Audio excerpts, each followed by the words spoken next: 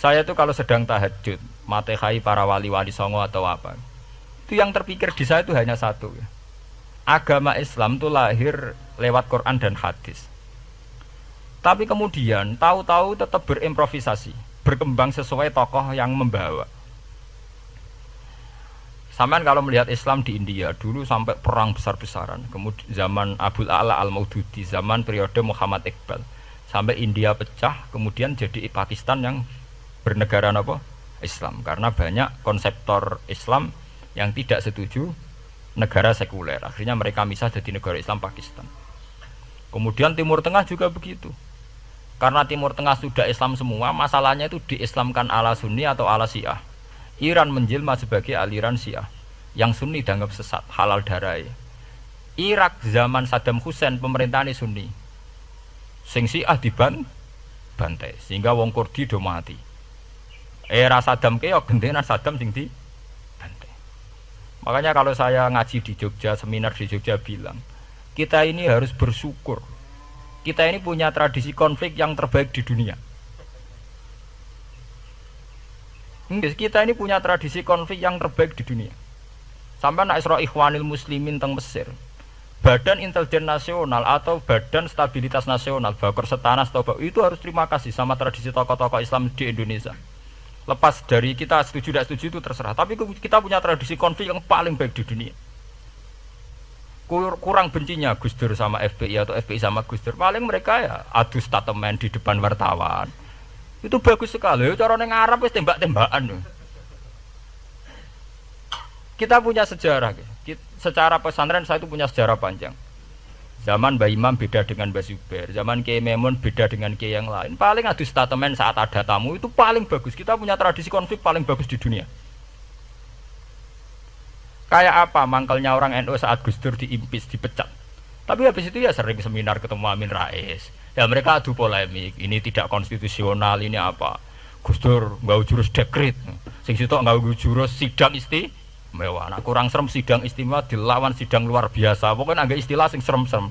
Tapi tidak saling bunuh loh, sampean harus syukur loh. Selama ini orang awam sering bilang, loh kiai kok tukaran. Sampean bandingkan di Timur Tengah, jenenge tukaran mesti tahdirudam. Para polisi, para badan intelijen, para yang menjaga stabilitas negara ini harus terima kasih sama tradisi tokoh-tokoh Indonesia. Yang namanya di Mesir, di Irak, di mana-mana jenenge tukaran mesti melibatkan pertumpahan darah. Saat Arab Saudi jadi Wahabi itu besar-besaran itu. Pembunuhan apa pengusiran orang-orang Sunni. Tapi di Indonesia enggak. Tradisi anarkis.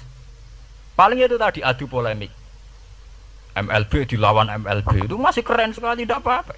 Itu lebih baik ketimbang adu jotos atau adu hizib lah. Itu masih bagus.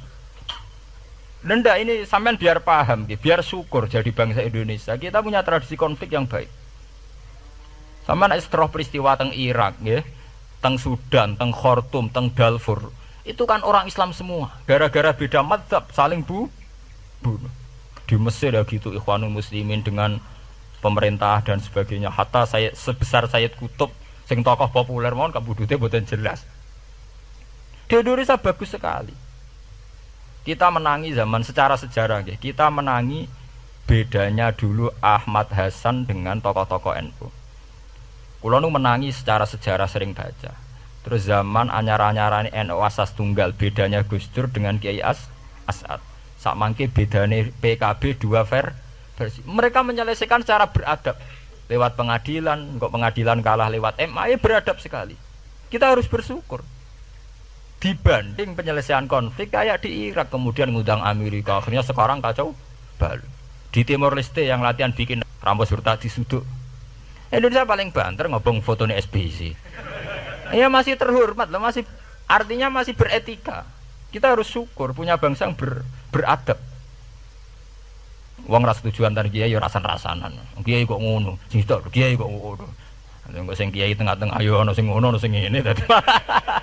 Sing ra melok-melok biasanya terus milih amane, ya ana sing ngono ana sing ngene. Saya itu berkali-kali ngaji. Sampean kalau sering baca Quran dan menghayati, artinya orang maca Quran pelang-pelang ora karepe menghayati. Saya itu sekarang sesadar-sadarnya, saya masih belajar. Ini jamaah sini harus tahu. Saya hingga detik ini masih belajar. Entah itu lewat belajar baca Jalalain atau belajar merenung maupun belajar lewat yang lain. Quran itu dulu ya sering nyebut begitu itu saya tidak paham. Sekarang itu saya paham, tambah paham.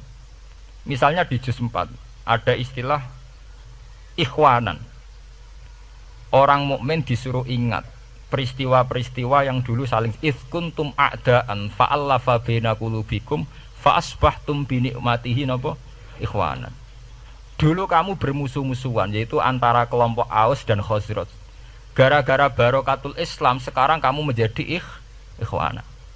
Menjadi bersaudara. Sampean kalau melihat TV merunut konflik di Irak, sering ada bom bunuh diri, itu kan ada asal usulnya. Memang sekarang orang menimpakan kesalahan itu pada pasukan multinasional yang dipimpin Amerika dan Inggris. Tapi sebetulnya ada usul-usulnya. Sampai Amerika bisa masuk karena orang Irak tidak ikhwanan. Tidak apa?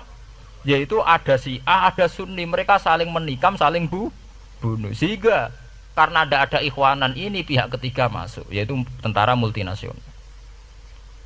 Makanya saat di Jogja ditanya, cara jenengan sebuti menyangkut Ahmadiyah, menyangkut konflik di Jakarta, saya bilang sekarang setiap orang bikin from apa forum, yaitu baik kalau niatnya baik. Tapi andikan saya ditanya Tuhan nanti, hak kowe iku kelompok apa? Pokoknya angger NU atau Muhammadiyah ajak mayoritas, kamu milih salah sitok itu. Bukan karena saya oportunis milih yang besar, itu lebih baik, lebih maslahat. Karena kalau setiap orang merasa benar bikin kelompok sendiri akan menjadi kelompok banyak. Dan saat menjadi kelompok banyak, tentu konflik lebih tidak terpola. Tidak apa? Terpola. Umpama Hasim tukaran mbek Den Samsudin itu terpola. Tapi nek angger wong ngrasa ketua dhewe tidak terpola. Bagaimanapun ikhwanan harus disyukuri. Nggih, dalam kondisi berteman. Sebab itu Nabi sering ngendikan ilzamu jamaahirul muslimin wa man sadzafin. Mbok kamu itu ikut kelompok mayoritas saja. Jamaahirul muslimin cara bahasa netralnya mbok ya kamu itu ikut kelompok mayoritas saja.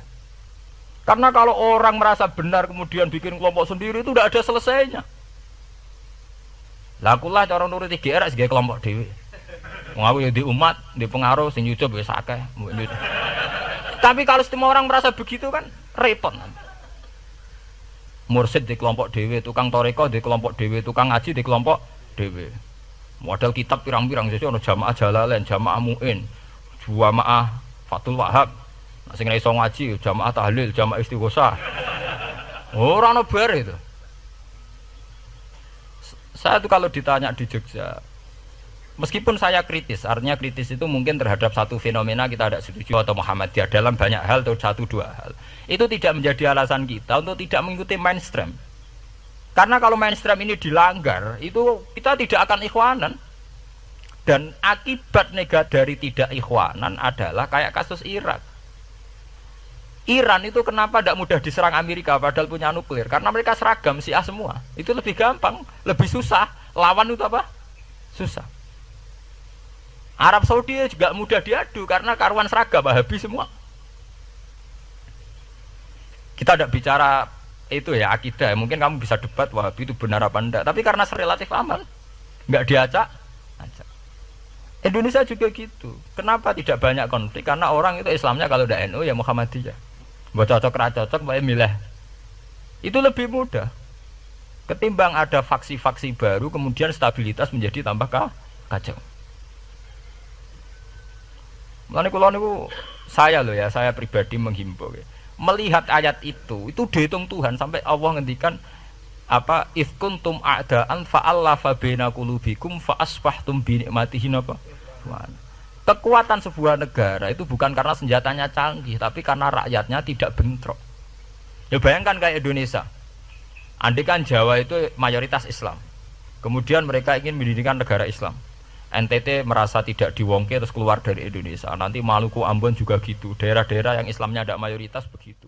Kayak apa susahnya militer?